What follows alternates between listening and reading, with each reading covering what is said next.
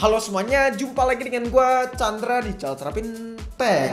Terjawab sudah statusnya si Poco X5 Pro yang telah hadir resmi di Indonesia. Jujur seneng sih denger kabar kayak gini, serasa kayak nggak punya utang lagi gitu ke kalian. Soalnya pas waktu pembahasan Poco X5 5G pas 4 bulan lalu, gue sempet bilang dan sempet mention kemungkinan besar Poco X5 Pro ini bakalan hadir ke Indonesia. Tapi setelah 1 bulan kemudian, kok nggak hadir-hadir nih HP? Sampai-sampai gue sempet overthinking mengenai smartphone yang satu ini. Takut nggak hadir ke Indonesia gitu loh. Takutnya juga ngecewain kalian atas statement gue yang gue kasih ke kalian yang masih abu-abu itu statusnya. Tapi beda dengan hari ini, akhirnya terjawab juga doa dan statement gue soal smartphone yang satu ini, yang statusnya sekarang udah resmi coy, rilis di Indonesia. Rasanya itu udah kayak nggak punya utang lagi ke kalian ketika tahu hal tersebut. Sama halnya kayak pertama kali gue megang smartphone yang satu ini, kelihatan feelnya itu udah pro banget coy. Apalagi dari segi desain yang looknya itu kelihatan cakep, kekinian dan anak muda banget. Apalagi ini diperbarui dengan warna yang baru menurut gue, yaitu Horizon Blue. Dan jujur, warnanya ini nggak lebay, pastinya anti mainstream banget coy. Soalnya jarang-jarang Poco ngerilis warna yang kayak gini. Poco pun juga ngasih opsi warna lain tuh, seperti warna yang khas banget dari Poco, yaitu Poco Yellow, dan juga warna Astral Black yang warnanya itu main aman banget. Ketiga warna tadi memberikan feel genggaman yang menurut gue itu sama-sama elegan, nyaman, apalagi bobotnya itu kerasa ringan coy. Framenya juga udah kelas premium punya, kerasa nyaman dan gak bikin tajam di keempat sisinya ini. Salut lah sama Poco. Lalu buat yang takut bakalan kelihatan dekil nih HP, lu pada gak usah khawatir. Soalnya bagian back covernya ini gak gampang bikin ceplakan sidik jari. Jadi bahannya ini masih solid banget, apalagi masih tetap kelihatan premium. Bagian yang nyaman tadi gak cuma dari segi feel yang premium dan desainnya yang cakep coy. Soalnya performance nih HP juga kelihatan main aman banget. Soalnya pakai SoC yang terkenal stabilnya dan juga ngebut pastinya coy. Yaitu yang lainnya gak bukan adalah Snapdragon 778 5G. Ya, gue bisa akuin SoC ini lawas. SoC tahun keluaran 2021 memang cukup disayangkan ya teman-teman. Ketika brand sebelah udah pakai Snapdragon 782 versi terbaru dari si Snapdragon 778 ini, si Poco X5 Pro ini masih pakai Snapdragon 778. Tapi yang perlu kalian harus garis bawain, difference antara Snapdragon 778 dengan Snapdragon 782 itu minim banget coy. Bahkan secara spek itu hampir sama. Cuman bedanya dari segi frekuensi yang lebih tinggi serta support resolusi kamera yang mencapai 200 megapiksel. Jadi dari situ gue bisa simpulkan kemungkinan DNA-nya ini masih sama seperti Snapdragon 782, si Snapdragon 778 ini ya teman-teman. Hal itu terbukti dari skor Antutunya aja. Si Poco X5 Pro ini mendapatkan skor Antutu di angka 530 ribuan di Antutu 9 dan versi Antutu 10 dapat di angka 610 ribuan. Buat skor Geekbench 6 pun juga tergolong tinggi banget nih dari single core dan juga multi core. Si Poco X5 Pro sangatlah meyakinkan buat dipakai di tahun 2023 walaupun pakai SoC tahun 2022. Ya 2021 2022 sekitaran tahun segitu. Dengan hasil benchmark yang menurut gua setinggi ini menandakan bahwa Poco X5 Pro ini bisa diajak ngegame lah yang pastinya. Gue udah tes buat main beberapa game yang biasa kita uji. Pertama dari mulai game Mobile Legends. Settingannya itu dapat di settingan ultra, settingan yang mentok dari game Mobile Legends. Dan hasil FPS-nya itu dapat di angka yang sangat lancar coy, yaitu di angka 100 sampai 115an FPS yang menurut gue ini udah oke banget. Walaupun memang terkadang nyentuh di angka 120 FPS sih, cuman ya FPS rata-ratanya di angka 100 sampai 115 FPS. Nggak apa-apa, masih aman banget FPS segini coy, dan itu lancar dengan kualitas grafik yang oke. Hal serupa juga terjadi di game PUBG Mobile. Settingannya dapat di settingan smooth ekstrim dan FPS itu dapat di angka 55 sampai 60 FPS. FPS ini pun juga minim banget terjadi frame drop. Menurut gue udah oke banget lah. Snapdragon 778 buat 3 bar main game PUBG Mobile dan juga main game Mobile Legends. Gyroscope-nya juga udah lancar jaya pastinya. Ya Poco kalau delay gomelin coy. Dan buat main game Genshin Impact di Snapdragon 778, smartphone ini bisa lancar sih ya. Dapat tingginya itu normal 60 FPS dan FPS-nya dapat tergolong yang cukup playable, yaitu di angka 35 sampai 45an FPS. Memang tidak menyentuh di angka 60 FPS, tapi menurut gue settingan kayak gini udah normal coy. Ya kalau misalnya sampai dapat FPS yang lebih tinggi, settingan loss 60 FPS, tapi gue kurang recommended. Soalnya grafiknya itu agak sedikit kurang alias kurang keren. Yang mendingan settingan normal 60 FPS aja, dapat FPS-nya 35 sampai 40 masih oke lah, not bad menurut gue. Berlama-lama main Genshin juga nggak bikin temperatur HP ini tuh meningkat. Ini bagian yang gue cukup salutin. Walaupun Poco punya desain yang ramping ya, tapi si X5 Pro ini nggak bikin overheat coy. Gue udah tes buat main game game Genshin Impact selama 30 menit dan temperaturnya itu menyentuh di angka 42 derajat Celcius aja. Sementara itu gue juga udah tes nih si Poco X5 Pro ini buat CPU throttling test, yang dimana ini bakalan ngetes kemampuan smartphone ini dari segi overheat dan stability-nya teman-teman. Dan alhasil Snapdragon 778 ini menawarkan stability yang sangat baik, sangat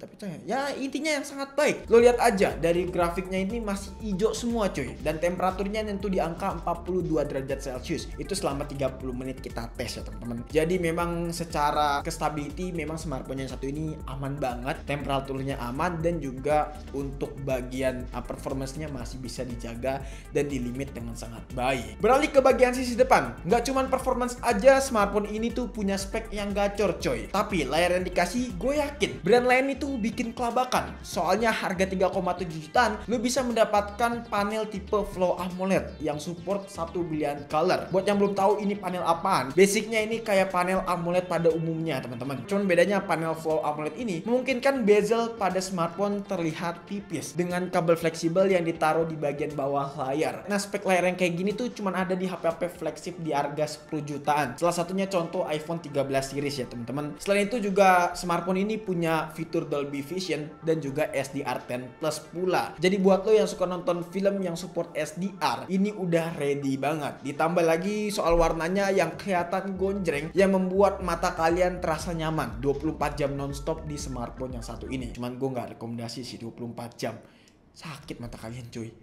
Speakernya juga udah bikin nyaman banget, atas bawah suaranya juga kerasa balance, tapi tetap lebih condong ke bagian bawah yang lebih besar ya untuk suaranya. Dan kualitasnya menurut gua oke lah, setting ke 100%, nggak bikin pecah, bassnya juga masih dapet, masih bisa mendengarkan lagu tipis-tipis. Ini udah lebih banget, lebih dari cukup bahkan si Poco X5 Pro ini. Sekedar scrolling tipis-tipis juga smartphone ini udah enak banget lah, karena udah ada fitur 120Hz juga. Apalagi bisa dijangkau dengan satu jari aja coy, karena diagonalnya cuma 6,67 inch dengan proteksi yang pakai Corning Gorilla Glass seri 5. Jadi secara spek layar ini udah lebih dari cukup. Oh ya, hampir lupa, brightness smartphone ini cukup tinggi di angka 900 nits. Jadi kalau kita atur ke 100% nggak bikin worry coy kalau dipakai di bawah terik matahari. Sama halnya kayak baterainya yang nggak bakalan bikin worry, nggak bakalan kehabisan coy. Soalnya kapasitas baterainya ini udah besar banget, yaitu 5000 mAh dengan dukungan fast charging 67 watt. Untuk SOT-nya sendiri sih udah standar banget ya teman-teman, seperti kapasitas baterai 5000 pada umumnya yang bisa bertahan sekitaran 8 jam buat penggunaan normal daily use. Lalu buat gaming, contohnya game Genshin Impact yang gue udah tes selama 30 menit di Poco X5 Pro ini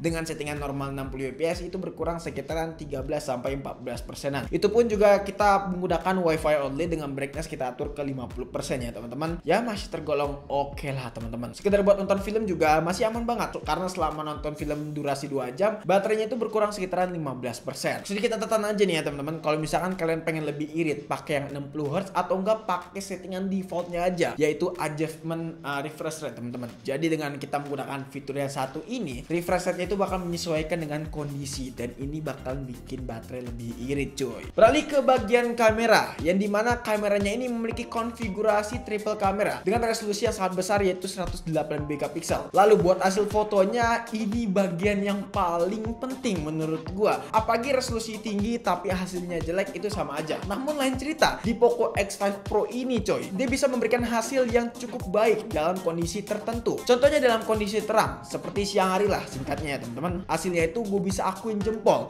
cakep, dan juga detailnya itu tajam bener coy. Apalagi soal warna yang terbilang oke nih, feel naturalnya itu masih kerasa banget. Tapi kalau misalnya kita aktifin AI itu agak sedikit over sih untuk warnanya teman-teman.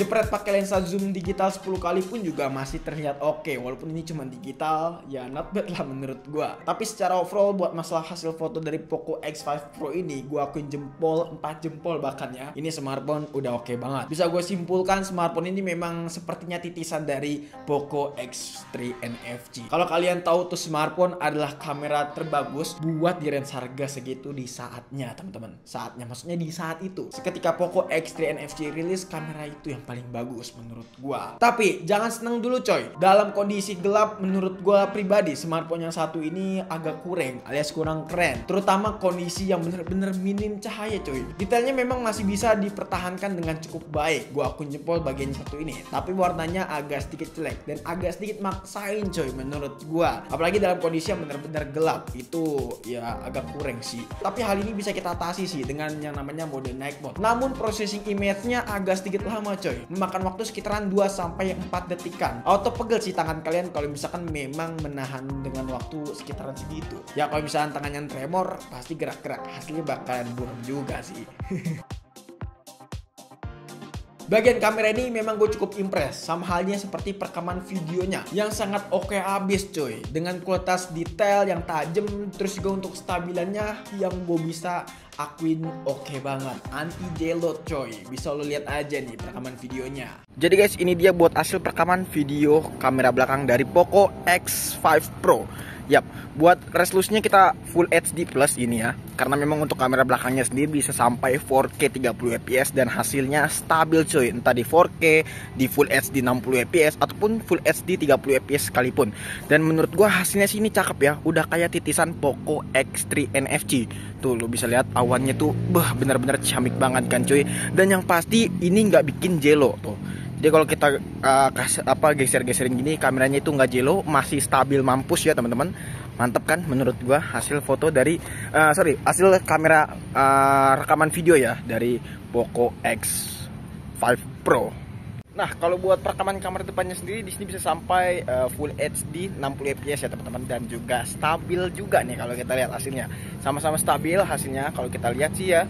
Dan ini yang menariknya hasilnya cakep ya menurut gua dan tidak terlalu ngezoom. Ya oke lah buat harga di kisaran 3 jutaan dengan smartphone yang satu ini gitu.